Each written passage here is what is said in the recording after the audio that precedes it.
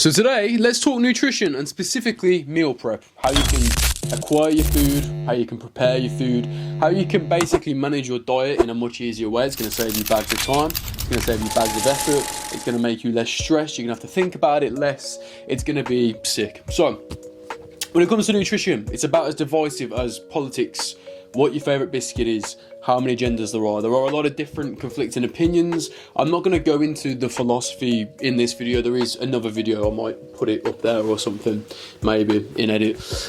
There is a lot of opinions based around food and sort of what kind of food we should be eating. Personally, I'm of the approach that just be a fucking adult, like be a little bit measured in the way that you are managing your food, have a whole food approach, etc, etc. I'll go into all of that in a separate video. This video today is simply about preparing the food, getting the food, and how you can kind of systemize that whole process so it's no longer difficult for you to do. Because when it comes to like food, managing food is one of the most common things that my clients will come to me and say it is difficult for them to do. They'll fall off it, they struggle to kind of pull this together. Today I'm going to basically show you how I do it. I'm going to give you another couple of ideas around ways that you could manage it, but I'm going to talk about how I do it because I literally spend, I think it's minimal cost financially. I literally spend less than the average person in the UK.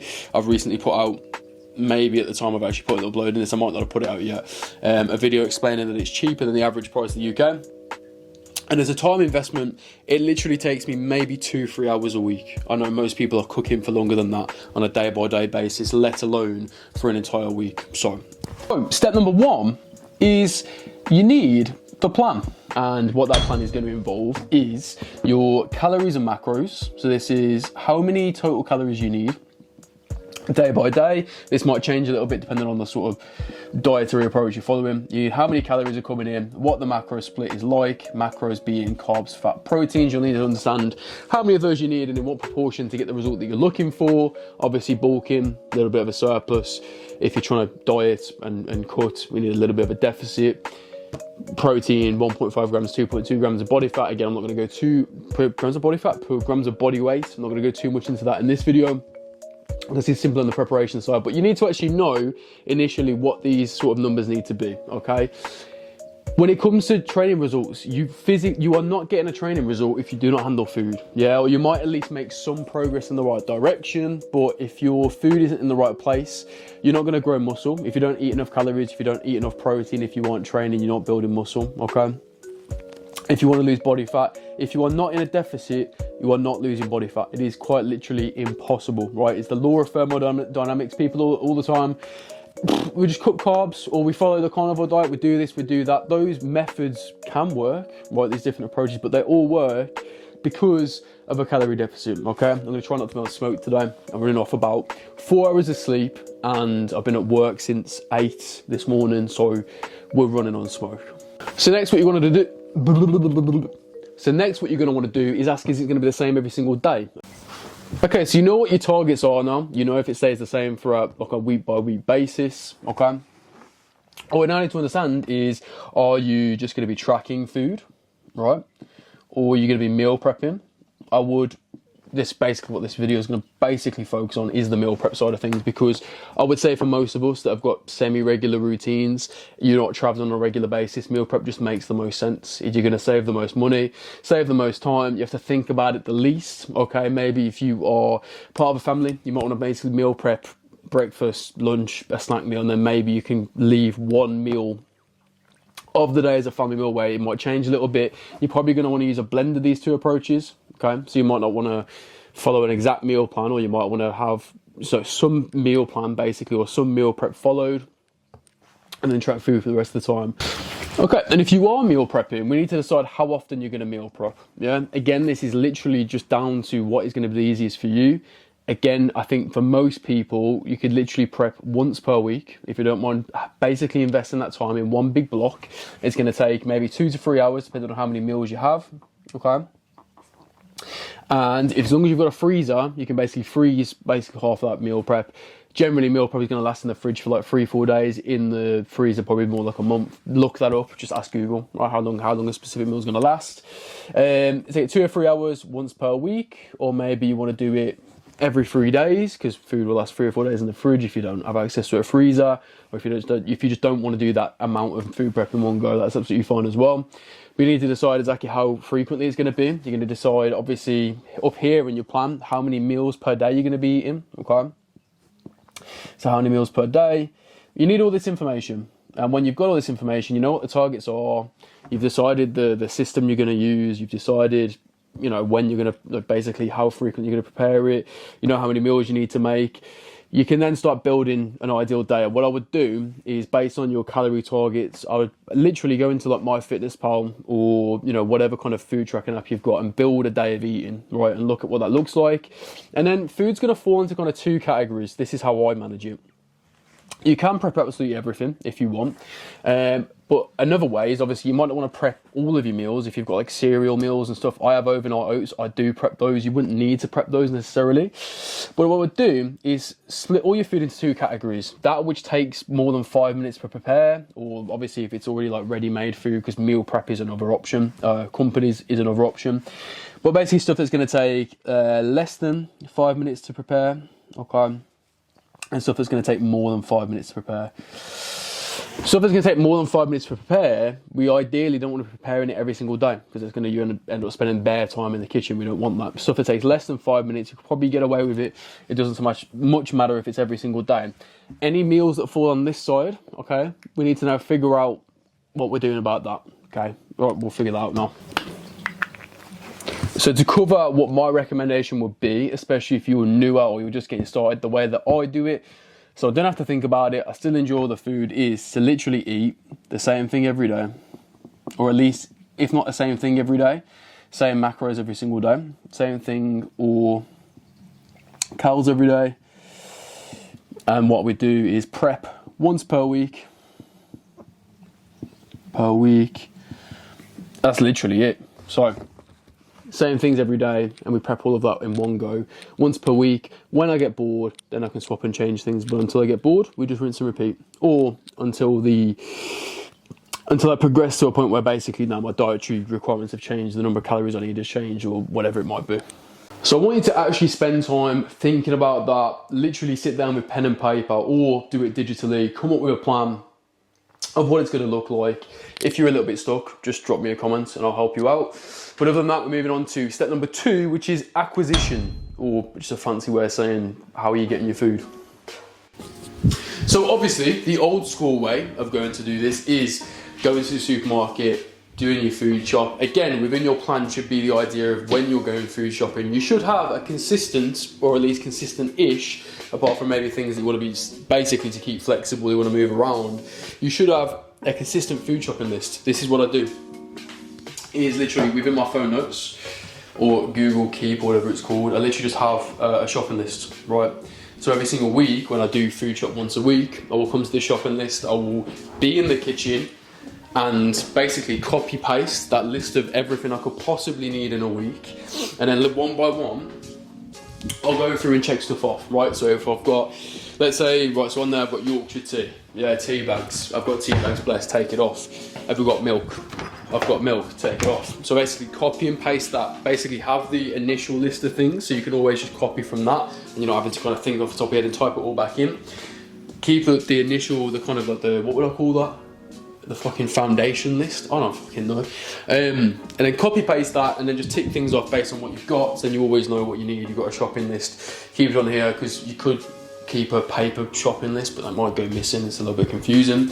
You've got your shopping list, right? How are you getting the food? Again, old school. Go to a supermarket, grab it. It's probably the most cheapest, cost-effective way for most people. Places like Aldi, Lidl in the UK. Super good value for money. You're not going to be spending a lot of money at all.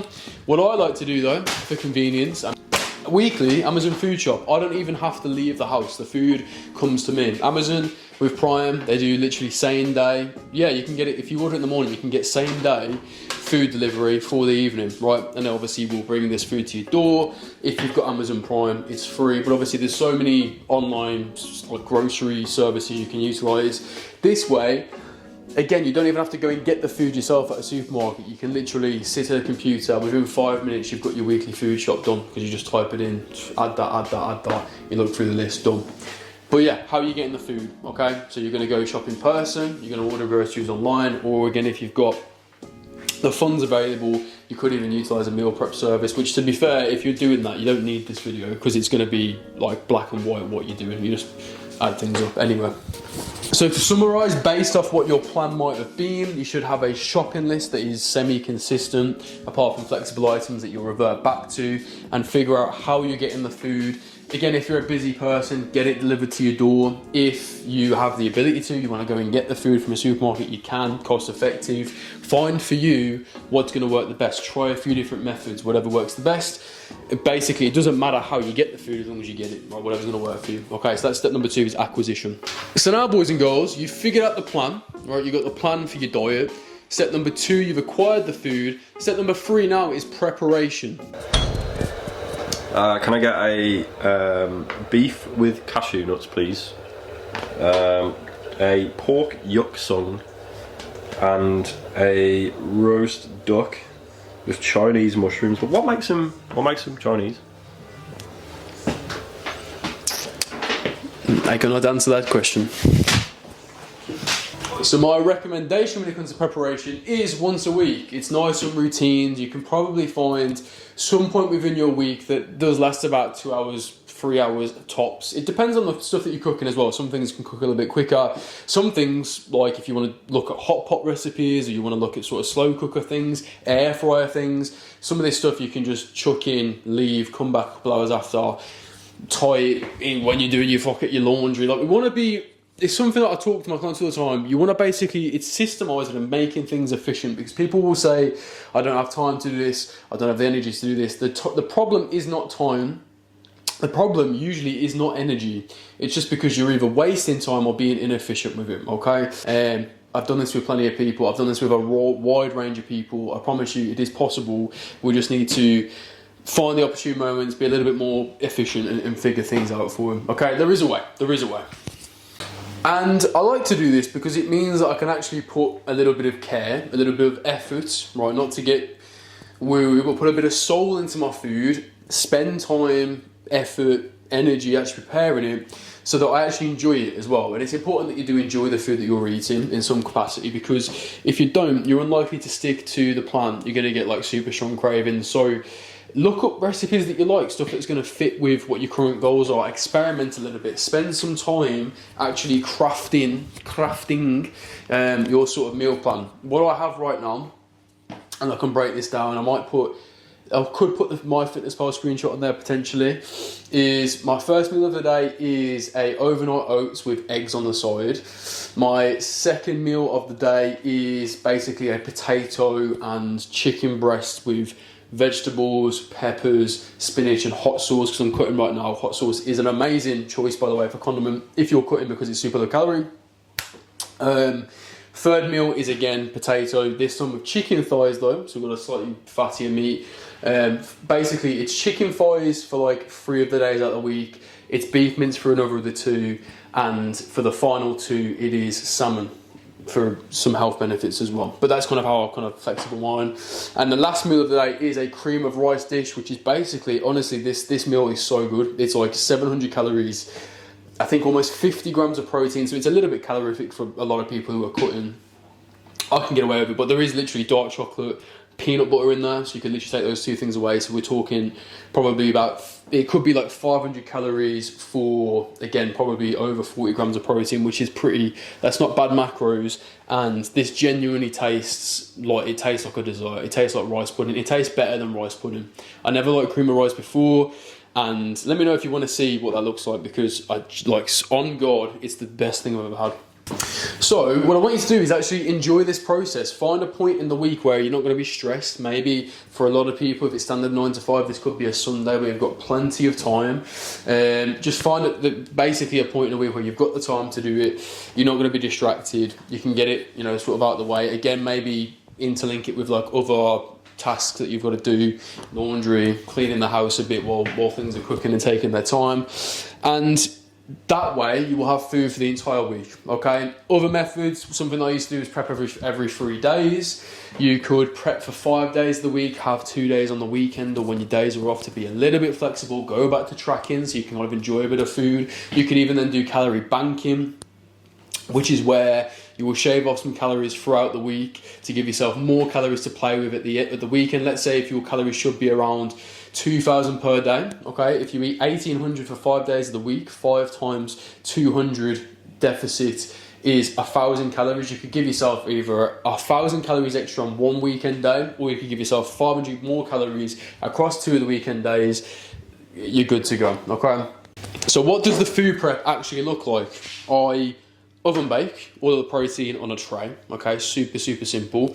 I will do the potatoes part boiled and then also oven cook those. The vegetables are just boiled, all right, and they'll just go in there as well. Condiments, again, right now I'm cutting, so I'll just add hot sauce to it. At the minute we've got a Scotch bonnet pepper sauce, so that thing is definitely not boring, that's for sure. Focus, there we go. And again, this thing is like really good. For basically, this entire bottle is 30 calories, and that will last quite a few meals, that whole bottle will. It goes pretty far. So again, prep all your food, you know, use what you need to use, and then what I will store it in is for my overnight oats, we have a mason jar. For my cream of rice, we have a mason jar. This just goes in the fridge. Again, all the freezer. And for the bigger meals, they just go into these glass meal prep containers. You can get these on Amazon for, I mean, I think the glass isn't very cheap, but you can get the plastic ones in the short term if you're just experimenting with this. Microplastics, some people might be scared of those, but you can get these. They're not too expensive, they're not going to break the bank too much, and they work quite well. Again, I'll put a few of these in the fridge after, but the ones that I'm going to need later in the week, I will put in the freezer. And if you really do want to stay on plan at work, or if you're travelling around, I actually have got, again, not super expensive, you can get online, insulated freezer bags. I think this one I can literally fit I think I could probably fit 8 meals at a push into this. So I can take it with me if I'm travelling around. If you need that, that is one option.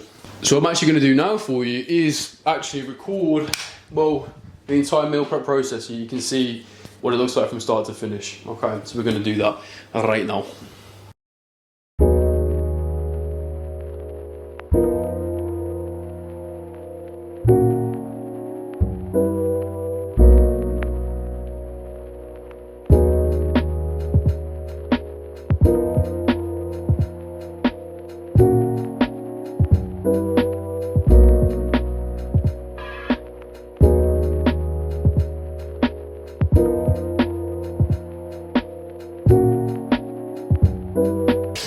Okay, so that is the bulk of the food prep done. That is the meals that it takes the longest to cook. What we're now going to do is prepare the oats and the cream of rice. Now, it is important to actually weigh accurately the food that you're taking in.